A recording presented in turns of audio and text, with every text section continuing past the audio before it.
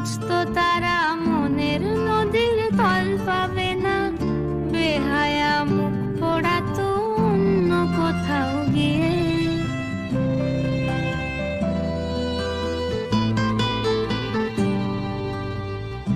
আমাদের গল্পগুলো অল্প সময় ঘর পাতালো, তারপর পথ হারালো তোমায় আমায় নিয়ে।